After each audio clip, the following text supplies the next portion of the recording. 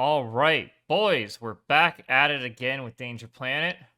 We got Sam, we got the other one, and we got the other guy.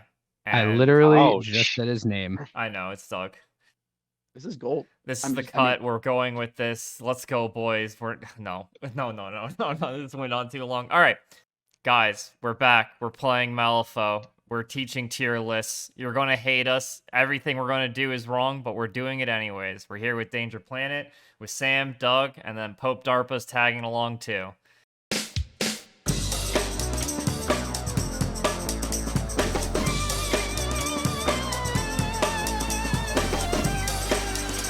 And we're gonna get right into it this second. Starting with Jakob Lynch is trash. Not actually. He's probably C tier.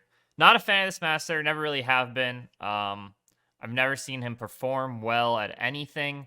If there's probably anything that gets into D tier in 10 Thunders, he might be one of them. But ultimately, I feel like that's a pretty low bar, and one of the things that Lynch can always do is just get good cards in hand. And that will enable a lot of the beaters you see in 10 Thunders, as well as some other potential models, like, his totem. And it'll never be too bad. It'll always be there as something you can do, but ultimately, it's just kind of meh overall. Yeah, I'm gonna go with D. I mean, I just think it's his even when he's doing the thing he's supposed to do, it's just so unimpressive. I mean, it like he has some ability to sculpt your hand, but if you're hiring a bunch of out of keyword versatile beaters, you could just hire them with a master who supports them better, like Mei Fang too. I'm not impressed by this guy. All right, here's why you're both wrong. Stunning an entire enemy team in an AoE for a 4 is really good. And I don't think he's like towards the top of our tier list, but I'll just point out that Haku's completely lying when he says he's never seen this guy perform, because I perform pretty regularly with him towards the beginning of the edition. And I know he was there for all those events that I won. So where do I put him now? C is probably right now in the context of Burns, but I think he used to be a B tier master. Mostly because AoE stun is still good. Having access to an obey with Huggy is incredibly amazing. Like, Huggy's just a great model that you can only play if you're playing one of the two Lynches, right? And the reason why we probably are ranking this Lynch as low as we are is only because we're going to rank the other Lynch much higher, I'm guessing. So, credit where credit's due, I guess. He can still nuke things pretty hard with Succumb to Darkness when playing a reasonable amount of keyword. He still has the AoE stunned, which is really good. Like, the thing that always made this master weak in some pools is just that he's kind of fragile, and that definitely hasn't changed. But I think he's okay. He's not trash. so not trash is the word of the Pope. Yeah, not trash. Fair enough. I don't disagree with what any of you guys have said, which is kind of funny because I'm kind of on the middle of the fence. When I was doing my research and kind of my homework for the episode, Lynch 1 was one of the masters where I was like, I really don't know where this guy would land. I think my gut tells me that he's on the back of the bus of the C tier, like low C tier, basically, for most of the reasons that you guys said. I think, unfortunately, this is another example of a master that was reasonable, but there's a lot of better stuff going around right now, especially after Burns being released. I have hopes that maybe part of his tool set or his kit set might become more relevant with GG3, which is what I was thinking about when I was like writing down. I have here like a bullet note that says maybe GG3 helps this guy, but I think back of the bus on C or maybe top of D is basically where I land, to be Well, the honest. problem is that I don't really know that he's a model that gets any better contextually with objectives versus like the other version of him. The only thing that really makes him better or worse is how easy it is to put brilliance tokens on your opponent, which maybe Soul Battery finds a home if you decide to play Lynch 1 ever again.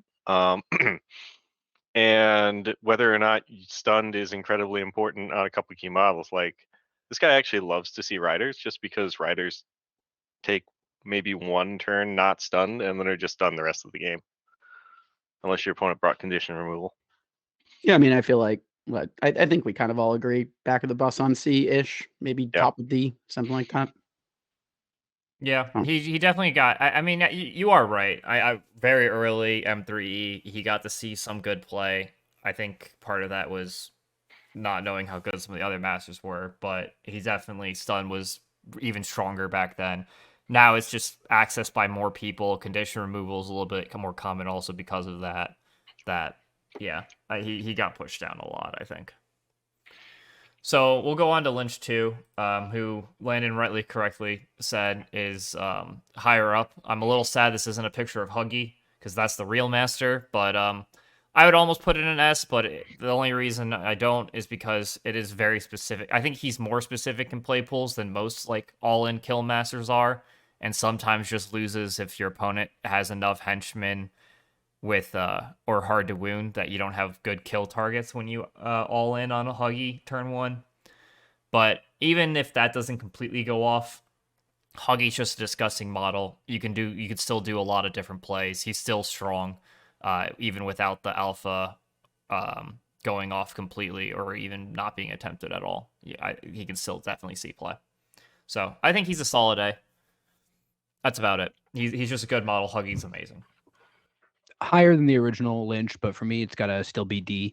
I just not impressed. I find that, if you have anything that counters demise, he just doesn't do anything. His activations without Huggy are pretty unimpressive. Don't love him. That's savage. You're missing the part where you say you're joking. I'm not Landon saying got that stun yet. locked hard right there. Okay. Well, I mean, you're wrong. It's fine. People can be wrong sometimes, but no, I think A is about right. B might be something I could be argued into just because I think there are matchups that you don't want to see, and that he does tend to rely on a lot of out of keyword even still with the new title. But the new title does a lot of good things that just kind of make him work a bit better. And a 3 AP Huggy is just degenerate in so many ways. So I've had any number of complaints of people just complaining that I bring a list with 3 masters in it just because I have Huggy with the upgrade Lynch and then hired like a McCabe or something to just kind of round it out. So I don't know. It's very good. Obey is just such a versatile action. And I'd like to say he's one of the best Obey masters in the game just because having plus flips to your Obey really helps TN burden. But anywho, I don't really feel too much need to harp on it, but card advantage is good, and he's got some of the best card advantage. So So what? Top of A, Yeah. low S. A seems fine. I would never put him in S. He's got way too many bad matchups for S. Yeah. Like you see hard to wound, and he's just a very sad panda. Yeah. Or a sad demon, as it would be. So is that the word of the Pope? Yeah. I would say, I mean, I really like Lynch too. I'm really excited to try him out. I actually just got this crew on Monday, so I'm certainly going to try some reps with him. I don't think he's D. I don't think he's C. I don't think he's B. I think he's solidly in the A tier. The anti-demise stuff is a little worrying for me. I don't know. I don't think he's an S tier master. I would say he's solidly middle top of A. He's really strong. He's good. I think you're harping a little too much on anti-demise tech. Like, firstly, nothing says you have to just play Huggy like an idiot and run it in and get him killed, right? Like, Yeah, that's fair. secondly, Huggy was still a really good model when he was 2 AP and didn't even have the demise ability in Lynch 1, right? Like, he's still an amazing model regardless of whether or not he comes back to life when he's killed. Because like Incorporeal, a bonus action to heal for a metric, fuck ton, and stones makes him hard to kill to begin with, to the point where you don't even really like use his demise ability in a lot of games. At least I find that people just kill Lynch 1 first and then kill Huggy if they kill Huggy at all. So like the ability to ignore the demise and kill Huggy before you kill Lynch is like less relevant than I think you're making it out to be. Well, I would, my thought on that, I don't disagree with you. I get what you're saying 100%. My thought on it is that there's often a lot of different ways to play Obey Masters, and especially Lynch 2, I think there's a lot of different types of play styles. Probably only a couple of them that could be successful at a tournament level. but I've definitely seen a couple different folks with very different perspectives on this fine gentleman here. Yours is probably one of the more correct ones, given that you've got tons of reps and success with them. But I've seen a lot of different playstyles with it, and I think depending on that playstyle, the exposure to anti-demise tech can vary depending on whether or not you're just trying to use him as a nuclear bomb or trying to play, like smart with him. Yeah. But I guess my only second point on that is like most anti-demise tech doesn't come on like really beefy models, and you can usually just like kill those. The only Like, thing I Huggy can one think shot the of, charm order. the only thing I can think of that is really, really annoying would be Yonlo 2's ability to, however he pleases, give out Manos' upgrade and put it on whatever. That's the only ability that I can see would be really a big problem from an anti-demise standpoint. Yeah, I guess that's fair. Yeah, and like unfortunately, Yonlo 2 is a very popular grandpa these days. So See, I think that cuts both ways though, just because Yanlu 2 absolutely hates seeing like severe damage or damage of 6, and this crew just does that really well. So I don't think Yanlu 2 comes out on top of that matchup. Maybe yeah. Yanlu 1, but not Yanlu 2. OG grandpa.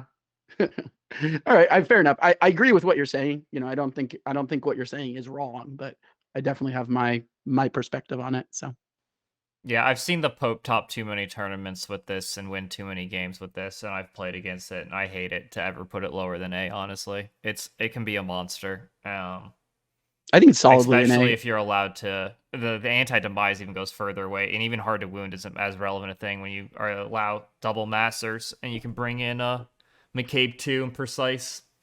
Then it just Dude, starts McCabe getting 2 is actually just disgusting with the crew, Yeah. because like the downside of Know the Warrior from McCabe 2, which I guess we'll talk about later, is just that you get bad cards, and Lynch doesn't mind having bad cards. Yeah. But So we'll talk about that especially in then. double masters, he's a monster with a lot less downsides. Getting The closer man's to a S. monster. But yeah, we're gonna move on to Asami now, who I do think is almost actually trash. Again, I'm so hesitant to actually put people in the D tier who I don't think completely deserve it. But I have never actually seen Asami do anything. I just will put her. I put her below Lynch 1 for sure. The summons are always cool. The concepts has always been cool. The models are really cool, but they just feel like they do worse in Asami, and she doesn't do much for the crew at all. I feel like whenever I see her on the board, so not a fan. Never really been a fan.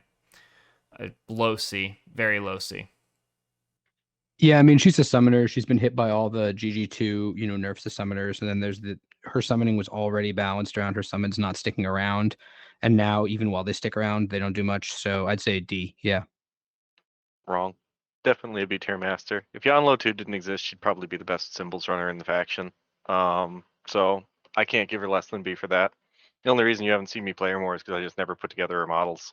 Like I played her on Vassal, is like my third master that I played for a lot of like GG0, GG1. Like she's very incredibly fast. Amanozaku is an amazing like flanker, probably the best flanker in the game if you ask me. Like better than Manos.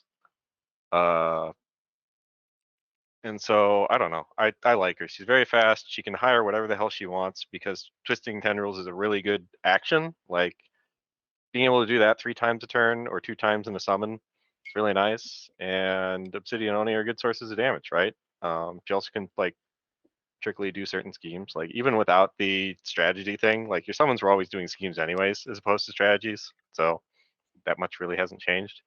I mean, summoning Tengu for strategies was really nice, don't get me wrong, but like that was a much rarer play. You usually just get like Ama to run your strats.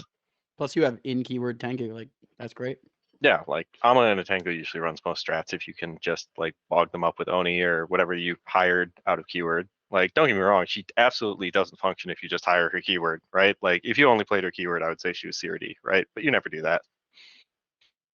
I think she'd be. Is that the word Definitely of the Pope? better than the old Lynch. Yeah. So my feeling on her is that she sits somewhere in the middle of either C or D tier. I don't have a ton of reps with her, but I've also not been as incentivized to play her as some of the other shinier toys in 10 Thunders. I just feel like her general power level is lower, and I don't think summoners are as good anymore.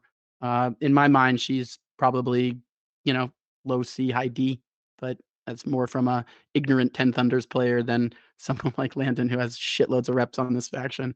So Yeah, I'll err a little bit towards Landon. I don't think I'm willing to put her in B. Mostly because I have actually watched a couple of your games on Vassal. I don't know.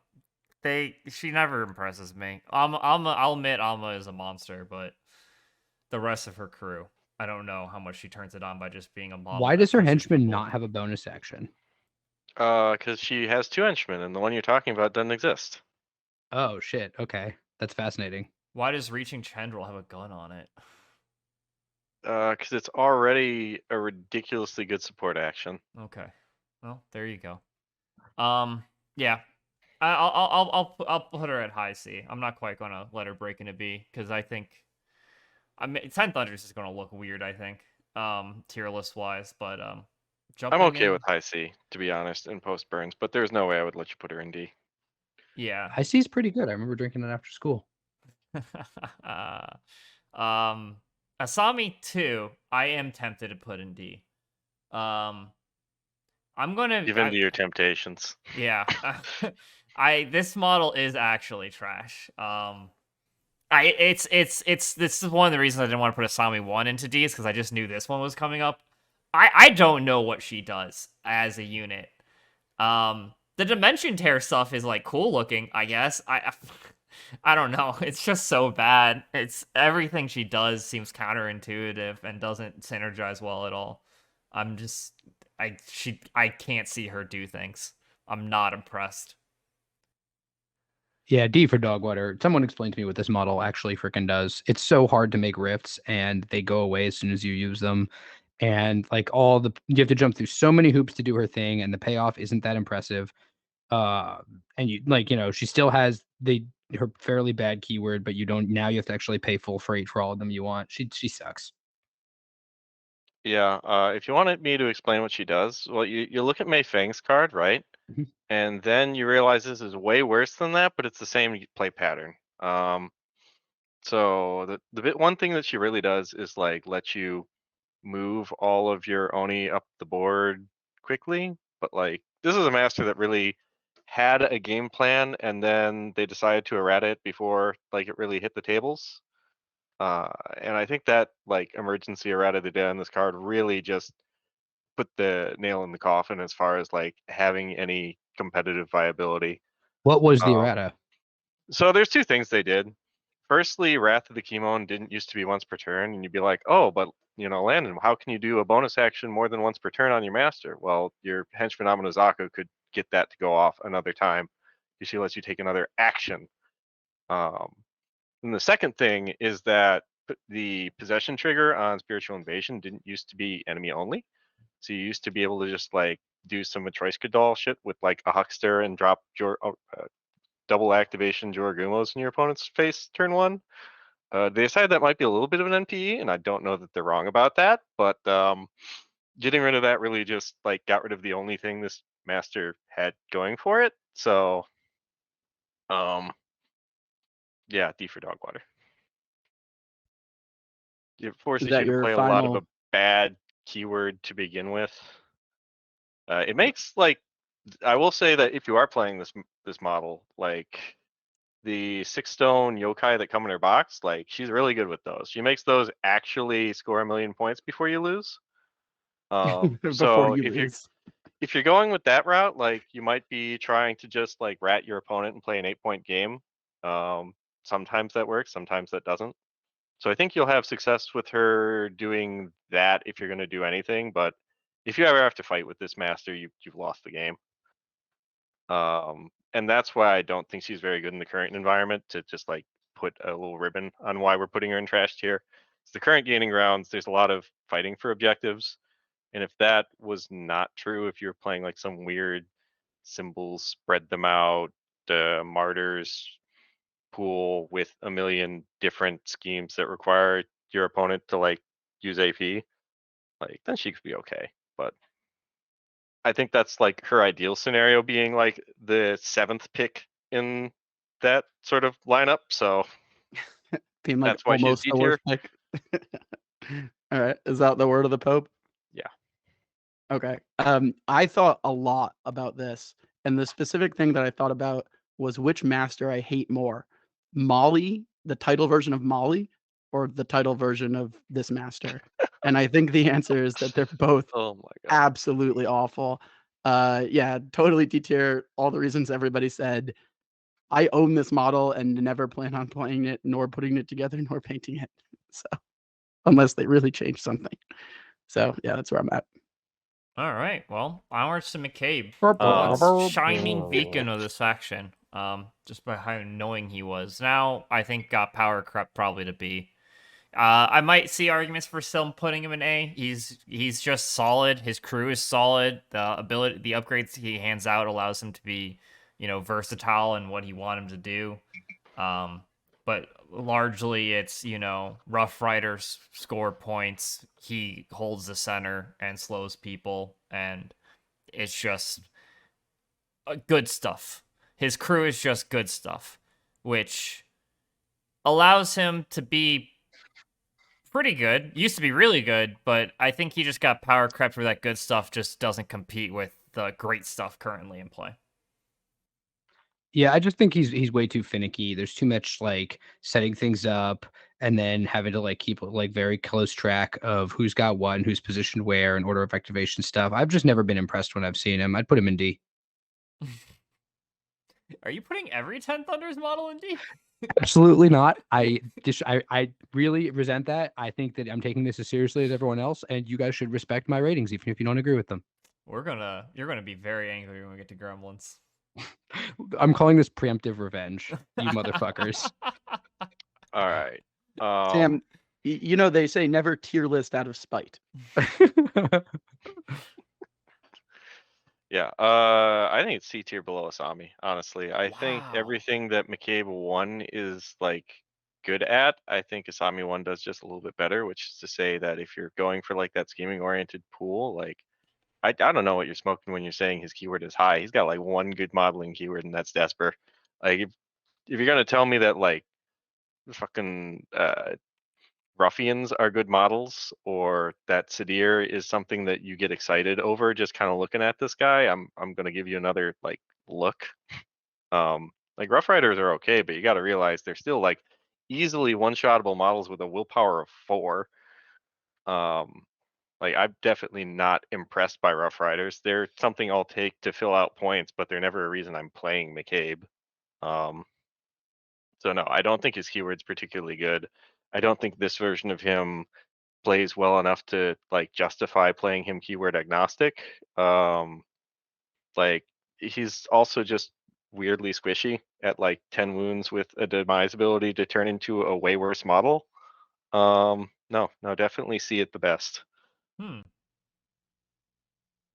Is that the word of the Pope? Yeah.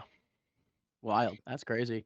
I would put him in mid B, honestly. And then that's not like a trolley mid B. That's like a legit mid B tier. I've enjoyed playing him as a symbols master out of 10 Thunders.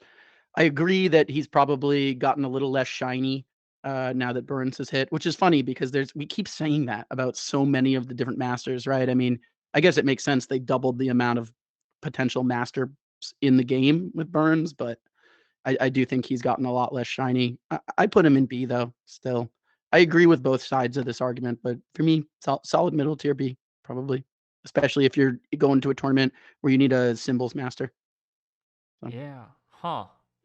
I'll have to think about this for a second. I'm almost debating. Yeah, you know what? Fine, I'll do it. I'll trust Landon's word just a little bit. I'm Yeah, not I gonna mean, put him below you gotta Asami realize because that I really don't agree with that. even if you do take the good model in this keyword like Desper Leroux, right? You have to realize that in this version, he's still like a defense 5, willpower 5, move 5 model with no defensive tech besides stones, right? He just dies like everything in this keyword. Like I really do love Desper though. And And in also like the- the more schemy gaining grounds where hucksters are actually models worth hiring, maybe he's good, but like there's just not enough schemes that hucksters are good at for him to be any better than C right now, in my opinion. Like you Yeah. can play hucksters for detonate and breakthrough, and that's it. So you make a really good point, Landon. I do think that the strength of him in this form and taking his keyword on this title is very dependent on how good hucksters are at the time that you're making that selection. You know, because those are probably you're never hiring rough reigns, right? Like for pretty much any reason. So that leaves you with hucksters and rough riders and Sadir and Desper most of the time, right? So in my opinion, he's as good as hucksters are, and if hucksters are bad, which they're messa right now, like, you know, probably not the Yeah. best. I mean, like the other problem I have is that there's just not a good strategy that hucksters participate in right now. Like you can have good pools where it's like, all right, it's breakthrough detonate, I will play hucksters in this, right? But then like hucksters aren't great at turf. They're like better at turf than they are at any other strategy, weirdly, because they're trash at ley lines because you can't, jump while you have the ball. Like maybe you can just run and throw the ball to them, but like they still have to stand near the enemy at that point in time. They can't really do symbols because you have to spend an AP jumping to the symbol, spend an AP walking to the symbol, if like at the ideal, and then spend your third AP from like a fast upgrade, I guess, to pick up a symbol. And then you have a huckster with your upgrade in the middle of the enemy crew, and you have to dig up a second upgrade after they just murder this thing. Because he is also not going to be able to immediately like go and back alley afterwards, because unless they, somehow put their symbol right next to blocking terrain for some weird reason, the huckster's just going to be like standing in the middle of bumfuck nowhere after he picks up the symbol, looking for his next piece of blocking to jump to and not finding one. And then you've got like break the line, where he doesn't really play break the line very well at all, at least not with my understanding of how you play break the line. So I just kind of left without a strategy that's very good for them. Yeah. So, yeah. All right. Well, we'll jump on to McCabe 2. McCabe 2, I definitely think is better than McCabe 1. I'm not sure if I put him in A tier. So I'm going to hesitate and put him at high B at the moment. I think he just got way better at, bogging down the center line. He's a great second master for that kind of reason. Yeah, his extended reach, 2-inch attack, it's pretty good. Crack that whip, good trigger as well. So I'm a pretty big fan of this guy. The TN burden you put on people, sorry, not TN burden. The pseudo like +1 stat kind of you're giving to your crew can just be like monstrous, and it's such a huge advantage, especially against like specific kill crews we know who need to beat you by 1, or even if they commit hard resources to tying you. Now sometimes they just can't, and you can actually have essentially stat 7 defense models. It's amazing, and that pays off huge. And I think that almost puts it in. I think I'll let Landon talk me into A or B eventually, but let's go to Sam. Where are you putting this guy? I resent that. You don't know where I'm putting him. You don't. You think you do, but you don't. I think he's a lot better than regular McCabe. I've been very impressed with his minus aura thing. The last tournament I was at, he basically just tanked for a while because that stupid aura, and he had the mask, I believe, the one that's defensive. And I was just like, I had to kill him because he was in the middle of everything, and he has extended reach. And it took, I did kill him eventually. It took a lot of resources, and I was playing a pretty busted crew. So, I think that, like, yeah, he has a lot of cool stuff to recommend him. He's vulnerable to being stunned. He really hates being stunned. He can clear other conditions off himself, but obviously he can't clear stunned because it's trigger. All that said, D. No. He's. I'll be done with this joke. He's in B. And for reference, Lynch 2 is in A. Lynch Asami. I would say Asami is probably Asami 2 is in D. Asami 1 is in high A. Lynch 1. Lynch 1 is in mid low. Or sorry, Asami 1 is in high C. Lynch 1 is in like mid low C, and McCabe 1 is low B, high C, and this guy is high B. That's my actual ratings. All right. Firstly, I want you guys to like edit in the whip crack sound, crack the whip. That'd be cool. I think just to get a It's little bold like of you spice to on assume that. that Someone says wouldn't McCabe. occur every 5 minutes or every You time know, someone said a McCabe. yeah, I think that would be the best. Every time someone says McCabe, you get the whip crap. Agreed. But Only if you're anyways, referencing McCabe too, obviously. perhaps. McCabe he one has a gets got the bullwhip sad and bullwhip, trombone. so sad trombone. It wasn't very sad before. Now it's sad though. But anyways, actually talking about the model, I think he is like the best of the worst, which is to say that like he always feels like he's a fine choice, but he never feels like he's the best choice. Certain matchups pending. So like I like him as the tippy top of B tier. If we put anybody in B tier, I think it goes behind McCabe too. But I think for the reason that like he doesn't do anything that is potentially like best in class other than like not or other than eating attacks, right? Which is something that's inherently defensive, passive, and doesn't score points. I think he gets, top of B tier for me. That's all true, but I think that more than most masters, he has the ability to basically make your opponent attack him because it's so disruptive and annoying having him in the middle of your shit. So like here's the two things I'm gonna like say to really kind of like give an idea of why McCabe 2 is good and why McCabe 2 is not the best. So the best thing that McCabe 2 does is obviously cursed objects, which gives you that extra defense to try and cheat, which is invalidated by a handful of things, right? If you're out of cards, having better stats usually doesn't mean a lot.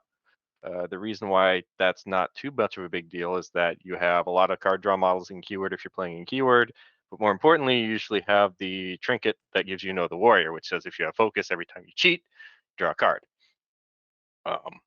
So long as your turn pose duel with an opponent.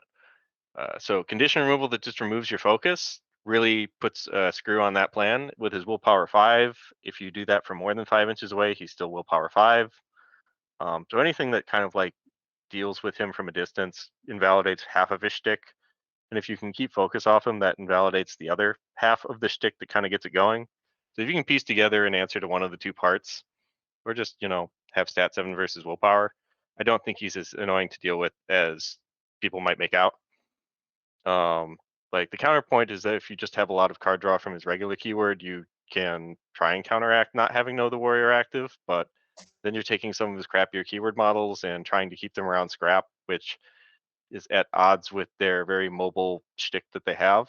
So that was always a problem I had with McCabe 1 when I was trying to play him with his keyword, is that, always making sure you get the card draw off your stuff isn't really something you can guarantee past like turn 1. So Corpse Gear helps that out a lot, don't get me wrong. But it can just be kind of awkward when you turn into a weird bubble crew just because you need cards to keep your master alive. But he's definitely good. Being able to grab precise fixes a lot of weird matchups that Thunders just has. So yeah, like precise don't on a charm min occasion. 3. Yeah, like That's and he's like also just seriously precise. probably the best master hire in faction. Like maybe the only master worth hiring out of keyword. People might say, "Oh, it's Misaki," but like no, it's McCabe. I don't think you usually want Misaki out of keyword. So yeah, for that reason, I think he's high B. Is that the word of the Pope? Yep.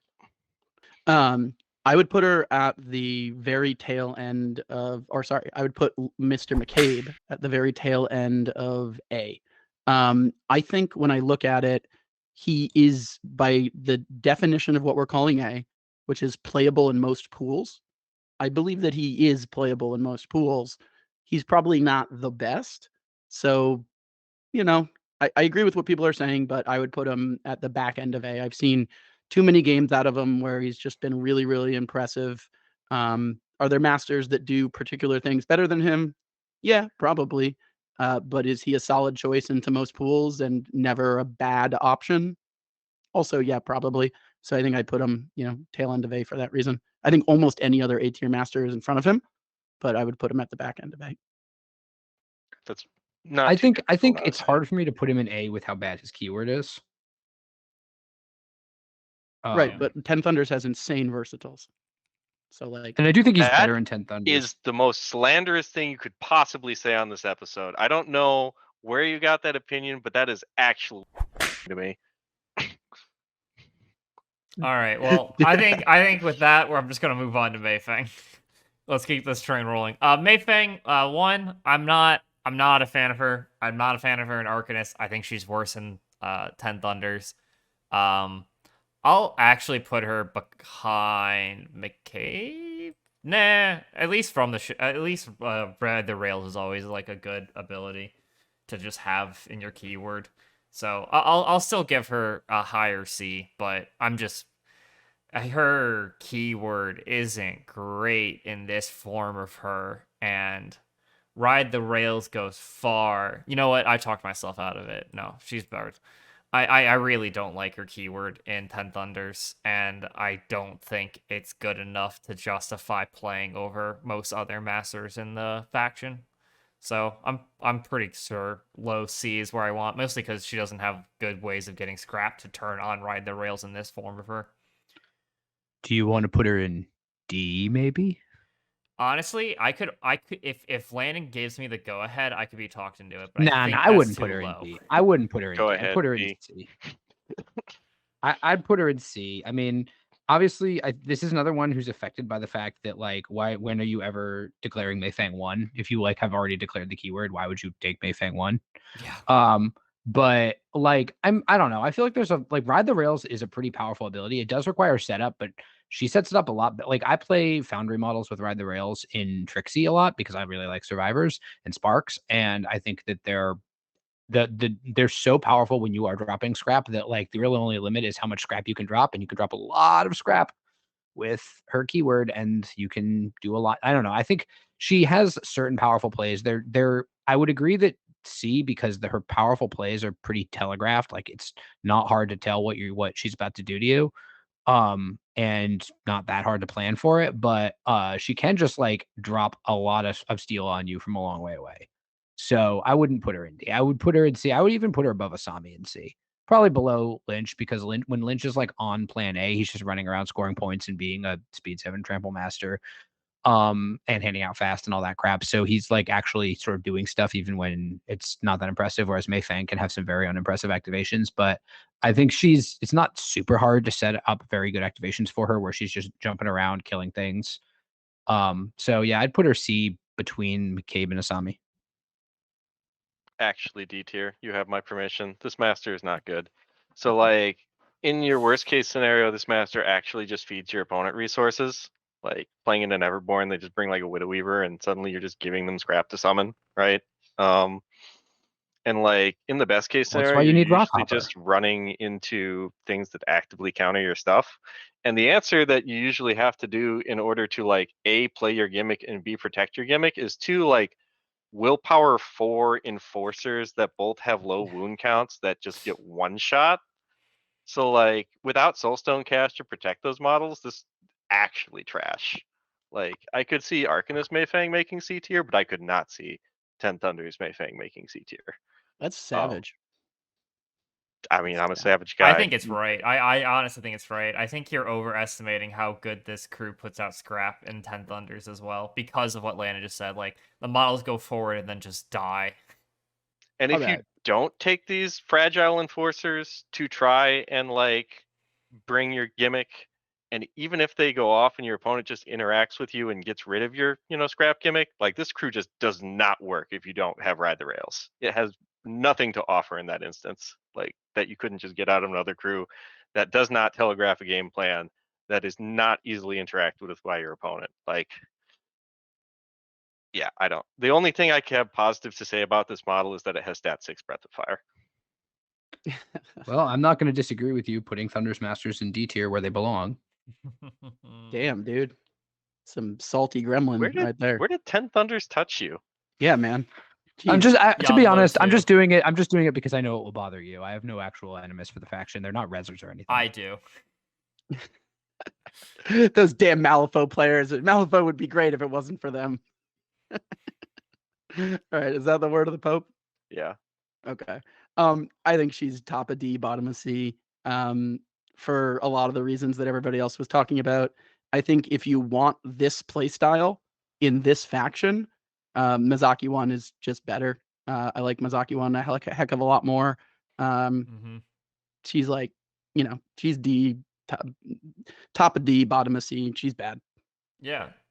And now to go on to the most polarizing second master ever, and really emphasizes the why would you play Mei Fang 1. Mei Fang 2's, I still think S tier probably in 10 Thunders.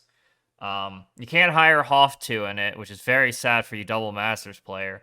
But regardless You're a of that, degenerate, Haku. Mei Fang 2, guaranteed ping damage. The shielding actually allows most of these models now to survive multiple hits. Like you'd be surprised at how much shielded 1 turns on the crew, especially because they have armor. So it's just delicious. Healing on her thing, fast focus on her models. Again, you can do the bomb drops with Metal Gammon, which are all of a sudden real models you can take in the crew. Rock Hopper becomes harder to kill. It is still very sad you can't take Arcane Reservoir in this crew or give Soulstone usage to others, but I don't actually do that in my Arcanist crew at all, except for to get to the +1 hand size using a Rail Worker. I think in 10 Thunders, you probably just see a few more of those Foundry Key models that I don't hire as much, which is probably just more Rail Workers. Disgustingly good models.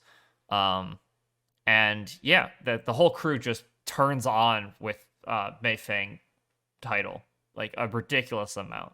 She'll probably be low S, high A, just because of who the other masters in this faction are, but I still think she probably breaches enough to get up there. Yeah, I would put her in high A. I mean, I don't know. She's obviously like crazy strong. She's going to be, spoiler alert, big S in Arcanist. I think the loss of the Arcanist upgrades is significant enough for her that it changes her tier. But yeah, she's stupid good. Holy crap. She makes your crew just never, ever, ever die and like do a bunch of ping damage. And then a fast rail golem teleports into your face and like smacks it off. Yeah, she's super good. This is exactly what this crew needs, is this type of master. Yeah, to emphasize the point, it's really the range late track scrap markers, honestly, just massively huge, and obviously making a gammon so you get more scrap marker further up the board, because it'll make 1 when it ends its turn and when it dies, and every turn it doesn't die. So it's just inordinately more resources than Mei Fang 1. I think this only makes it to A tier for me in this faction, for the point that you still bring a lot of weirdly one-shottable models. They are significantly less one-shottable in this version, right? They're still like oddly squishy. You still have like tech that you're kind of just like say to your opponent, hey, bring this, and my crew kind of falls apart a bit.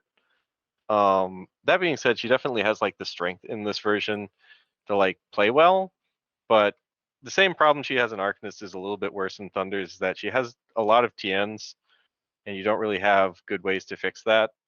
Like, at least in Arcanist, I don't know if you ever play the Mech Rider or you'd ever consider it, but I think that's like a good pick for this like crew, that you just don't have a familiar like model to kind of slot in. And I just think she's a lot less flexible than her Arcanist counterpart. So I've got some reps in with her. I do like her. I do think she's A, but I don't know that she makes it to S for me, at least in this faction. Is that the word of the Pope? That's what I would say on it. Okay. So I've played her a bunch at this point out of Arcanists, actually. I probably have like 9 or 10 games with her, soloing her in Arcanists. Mostly in our metas, we only do single master. So my experience with her has really primarily been as a single master. I think she's S tier in this faction for sure. Maybe not the top of S, but I think she deserves to at least ride that bus to work. Ride that rail to work. Yeah, 100%. I think she's, it could be argued that she's not the most powerful master in the faction for sure. Just from what I've seen her be able to do, her keyword is so like, it's great. I love it. A question I have for you, Haku, is I've been using survivors a lot versus rail workers, and I've really liked them. Actually, the survivor is usually the guy on the Arcanist side that I put the Arcane Reservoir upgrade onto. What's the reasoning? The reason I like rail workers a lot more than survivors is I'm not the biggest fan of survivors attacks overall, and I'm a huge fan of rail worker support that is able to be turned on. Obviously, it's better with Hoffman, because you can throw Hoffman forward with Pneumatic Toss, which I just think is a disgustingly good ability. and it really turns on the vent steam and the scrap markers that are on the board. So with armor 1 hard to kill, this guy is actually just a severe threat walking around and pneumatic tossing people. He can throw them off symbols, and it just at 135 it's just a pretty amazing damage track at stat 5 targeting move. I mean, most of the time you're equal statted to them, if not sometimes against specific like big tanky models. Sometimes you're even higher statted than them. And anything that gets staggered increases how much of a stat advantage you have for a 135. And it's only a 135 if you're not popping them into event steam or you're not popping them into a pit trap marker that's also a scrap marker. And so I really, really like what this model turns on for just how disruptive you can be to the enemy team, as well as when in doubt, you can always target your own models to move them around the board as well. And a move 4 place is really strong. So Yeah, a I'm lot a of the big time, fan I of it. just place pneumatic toss a guy exactly 4 inches away from me, charge him, and then place him again 4 or 5 inches away from me now. And I just launched Metal Golem who got fasted, shielded up the board, or a Gammon or something. Yeah, the fact that it's a melee action and can therefore be done after a charge is a big, big, big deal, because it means you don't lose the mobility on your, move 4 rail worker while you're helping the rest of your crew move up. Yeah, I really love them. I understand the Survivor. For me though, Survivor's only real plus is if you need to be a bit more schemy or strat oriented. Magnetism is just a good bonus action to move them. Also, obviously, they're move 5 inherently. So as long as you're not like fighting and you just want a model that's a bit more, survivable and can move around the map doing things, I understand Survivors, but most of the Well, time I survivors like are also just being size 1 is kind of a big deal. that's fair. That is fair. But yeah, that's my argument there. Us Arcanist players who are in love with Mei Fang will keep her an S. I really don't actually take more than one upgrade, which is hand size by 1. And Landon very well may be right. That extra card to help hit TNs and to hit sometimes you want specific suits for like Rob Harbor getting a Soulstone or whatever is always nice. But I think she still makes it an S tier, especially because it's not like 10 Thunders upgrades are trash. So we're going to move on to Misaki now, who I think is in an interesting spot right now. I'm not... I've always been a big fan of her just being able to do symbols, because the popping in and out of shadow markers means she's a great strat runner for symbols in particular. That being said, it's gotten much worse. Summoning got worse, so you're no longer, hiring the summon engine as much. So overall, I think she just got a decent amount worse in power creep. That being said, I still think she's really solid in what she does, and she'll never be bad at it. So I'm perfectly fine putting her in a fine B. You can only go so wrong with a stat 7 range 2 attack, while being able to pop up most places on a board. Yeah, I mean, I think B is totally respectable for her. Like, I think that Misaki doesn't really need you to. She doesn't ask a lot from you. She has good stats. She has good maneuverability, so you don't need to plot out her activation several turns in advance, and you don't need to cheat that often. Or when you do, you're cheating second. And I think that she's just very low demand. And she has a pretty reasonable keyword, although maybe Landon thinks I'm totally wrong on that. But I mean, Ototo kind of sucks, but he's like a model attacks you have to pay. But like, I like Torikage. I think they're pretty good. Yeah, I think Misaki just like she's very reliable at doing the thing that she wants to do. It's very difficult for your opponent to stop you from doing it. People can like sell out to try to get rid of shadow markers, but you do have multiple ways to generate them or count as having them with like Shang. So yeah, I like Misaki and B. I mean, I could be talked into C, but I don't think I could be talked into A. But I think B below McCabe is probably correct. If Misaki wasn't like a master on crack, I'd put her into D into dog water because I really do hate her keyword that much. So I actually think she's fine at B though, just because she is that good of a master. Like before McCabe 2, this was the master you just hire out of keyword. I do think that like she's probably the 6th of 8 masters in the faction if I were to just rate the 8 masters. So like it's weird because I don't think she's like that good or a master that I would play very often. Or one that I really like all that much in general, to be honest. But I do think she's actually worth playing if you want to have her on like your bench, but she's never like the first or second or third master you reach for. But like if you just want something that plays generally starting out and you're like, I just want something that I can always play and it will always do okay, like she fulfills that McCabe 2 role. I just think McCabe 2 fulfills that role a bit better than she does. So that's kind of where I sit on her. Is that the word of the Pope? Yeah. Okay. I have a soft spot for Misaki because this is the master that I actually learned how to play Malifaux on before I immediately went to Rezzers, basically. I think what Haku said has a lot of wisdom. There's a floor on how bad a stat 7 range 2 lippy model can be. But I do think where she's at on the tier list right now is correct. I think she's probably middle of B or B behind McCabe 2.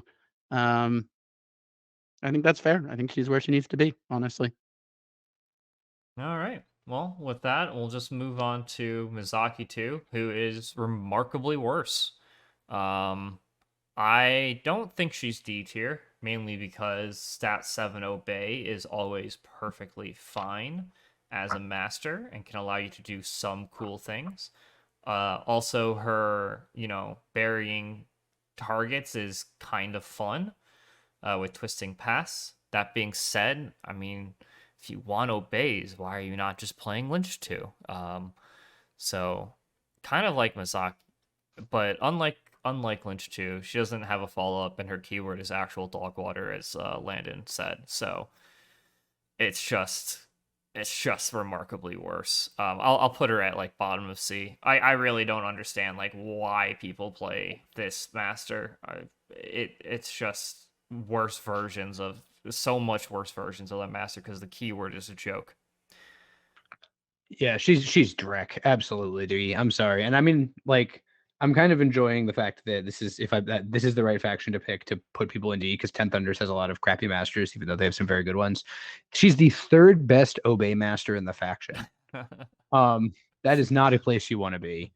She the only time I've seen her do well is because the opponent, Doug, you might know this story, massively screwed up and basically handed the game to her by not reading her card. But she is generally like, what do you do?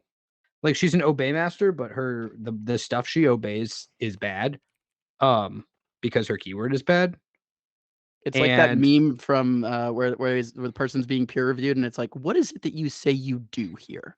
So what is it that you say? What you do here is like attack people with your weird, like take a lot of walk actions, attack people with your crappy ranged attack, and then possibly obey them? ? All right. Yep. Here's where you're wrong. You guys have said this thing a lot where you call her an obey master. She's absolutely not an obey master. That's like the 4th worst action on her card, and she only has 4 actions on her card. So that being said, like, is what she actually does that good? I don't know. Ink tip dart to just like make your opponent discard 3 cards might be okay if you're playing some sort of like weird list. I don't think it's usually all that good, but like it's a source of card advantage. Min 1 you're stoning for. You don't stone for it. You get it It's built in if they're near a probably shadow bad, marker. but And it's You know what, not actually- built in once per turn, it's built in always. So you're just That's having fair. that built in to draw 3 cards and make them pitch 3 cards. I guess you don't always draw 3 cards, but usually. So like you have that going for you. So it's normally Twisting 2. Paths is actually a pretty good scoring tool if you want to try and use it. And Hidden Allegiances is broken AF in certain pools.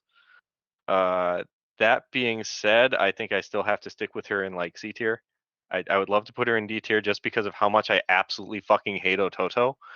And the rest of her keyword. but I don't think that you have to play a ton of it. The reason why I joke and say that she's actually not an Obey Master and the Obey is the worst action on her card is that she lacks literally all of the tools that make Obey like playable. She doesn't have any way to actually draw to hit her TN of 7. She doesn't have any way to ignore concealment, or I mean, she ignores concealment, but like negatives. In that, and then she doesn't have any way to extend her range or like move. So like Zoraida gets the range extension, Huggy gets placed a million places by Lynch, like Misaki walks 5 to get back in range to obey something. She does have reposition on her bonus, but yeah, it's not great. Yeah, but that's the one thing on your card that you don't get built-in suits for. Why not? You just need to target a model within a shadow marker and it's built in. You'd still get it. Nope, you know what? Fair. You're right. You just have to target an enemy model that's already within 3 of a shadow marker. Yes. So fair. How do you feel about Twisting Paths, Landon? Twisting Paths is the best action on her card. Like Ink-Tip Dart's the second one. Yeah, Twisting Paths is definitely what you're playing her for. The problem is you can't Twisting Path 3 times in activation. Yeah. Like, you just can't do that. And it's really weirdly easy to accidentally just not position turn 1 so that you can use the trigger on it, because the target must have concealment. So if you just deploy wrong, it doesn't work. And I will admit, one of the other reasons I'm not putting her in D is that even though the rest of her keyword stretch, she did pick up Jin, which allows the Twisting Path unbury your guy forward to be pretty good because you're getting a pass. Yeah, I've been trying to like figure out an opportunity to drop that in the conversation. Like we definitely need to evaluate both Misakis in the context of them getting one of the best enforcers in Malifaux Burns. Yeah, Jin for sure. is a And hell of a that's drug. one of the reasons why I think that Misaki 1 remains in B tier and I don't drop her to C. But like, I don't think it's enough to bring Misaki 2 out of C tier. It's definitely enough to keep her out of D tier for me, but hot damn if it isn't close. Misaki 1 doesn't really need Jin as much because she doesn't rely on having last activation nearly as much as most other aggressive keywords. She often goes really aggressively first, dumps her hand, and then tries to refill it. It's like kind of the opposite, actually, in my experience. So Jin doesn't help Misaki 1 that much. Misaki 2, she needs it, I think, to function, and it's great, but it's still like, sure, I don't like her. The rest of the keyword still sucks. It's not helping you attack, which is kind of what Misaki 2 wants to do. It wants to maybe bomb you with somebody. I guess you could try hard scheme Misaki 2, but yeah. I think we all Honestly, kind of agree. Misaki 2 plays a lot like a worse Shenlong 1 to me, which segues nicely into Shenlong 1. Yeah, I mean, I think we agree on Misaki 2 here. Like, she's kind of meh, right? Shenlong 1. Good lord, this guy used to be super annoying to play against. I don't feel like he's that anymore. Definitely got power crept a decent amount. A little, not a little bit. I think the word you're looking for is nerfed. Yeah, sure. That's not power crept, only just nerfed. Did pick up 4 wins Golem, which is an interesting one. But overall, I don't actually really. I think I put him behind Misaki 1. I think he does different things, so I think it's a little harder for me to evaluate like where exactly in B I'd want him to put. I just don't think he's good enough to go into A anymore.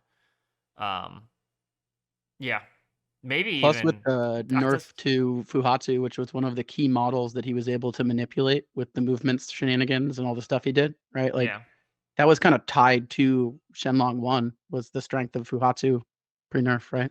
Yeah. Fuhatsu dropping down is definitely enough to knock, for me at least, Shenlong into B. But I do think he's B, and I think he's maybe even above Misaki in B because he's very flexible. He like absolutely kicks the crap out of people. You do not want to get near him. I remember I was talking to you about him and about what you thought about him a few months ago because I was running him in the Content Creators Invitational, and you said what you really didn't like about him was that he was boring, which I kind of get because the stuff that is powerful about him is powerful in like kind of a very straightforward, like make attack actions and take models off the table type way. And he also has this unpack that's like very like you always do it the same way with, pushing him forward and stacking focus. But I actually like him a lot. I really enjoyed playing him, and I do see that if I played him regularly, I would get extremely bored of him. And because I tend to not play masters that are super killy personally, it's like a novel experience for me. But yeah, I mean, if you try to mess with this guy, he will just put you in the dirt. He is really killy. And I think he has a reasonable like cross section of models in his keyword that he can, accomplish various different roles with. Like you've got, some decent scheme runners. I'm jury's out on the golem for me because 10 stones is a lot of stones. But it is a very interesting model. So I don't know. I'm happy with him in B. The golem is unironically the only thing keeping him out of D tier for me. Like honestly, if the wing golem was the model, he'd be D tier trash. Maybe That's a that's hot take. unfair. That is but unfair. The reason being is honestly just that in the context of the faction as a whole, he just doesn't have a strong reason to be played anymore. Like everything he does is kind of accomplished either equivalently or better by a Malifaux Burns Master. And he just has a lot of accentuated problems that other masters don't have, in that you have a lot of one-shottable models. All of your models rely on you just having better cards than your opponent, but in a post-Malifaux Burns meta, your opponents just draw a lot more cards or just have better hands with tools that you just don't have access to in Shenlong. And like, especially on early alphas, if people can get into your models before you even generate chi, like you just die. Try playing Shenlong with a keyword on wedge. Like, holy shit, you will not believe how fast you get tabled. And like, Take your as far inner as, like, enlightenment to the loser bracket. as far as like being a master that just kills things, like we're not hurting for that in this faction at all. You have Huggy, you have McCabe 2, you have Misaki 1, like even I mean Mei Fang is literally, or Mei Fang Wang is just literally worse Shenlong. So like if he is D tier, he's better than Shen or Mei Fang. But I think Wing Golem is honestly enough of a niche to keep him in C tier for me, because Wing Golem fixes one of the weaknesses that Thunders has as a faction, which is just being shot. People can point and say, oh, but you have stealth on an upgrade, but that's on minions only. There's a 2-stone tax on top of a model that you're already paying like prime dash for, right? So like 8 stones for a huckster to have a huckster with stealth is not where you ideally want to sit, right? Like that's just bad. So to just further explain, like your Wandering River Monks are 5 wounds. They get one shot by like basically anything if you aren't keeping a severe in hand to make them not die. And you only have so many severes in hand with your 6 cards with nearly no extra cards until Sensei U starts punching things. If you're punching your own guys, you're putting damage on your own guys for the opponent with your models that basically have no defenses or ways to reduce damage at all, which is why you always brought Fuhatsu. But now Fuhatsu is not a game plan. Fuhatsu is like an accessory, because he's no longer has stones, so your opponent just has to do math to kill him, which is still hard math with armor 1 hard to wound, but like it gets a lot easier when you just put 2 wounds on him with Sensei U, because 7 wounds armor 1 hard to wound is a lot easier to just punch through. Yeah.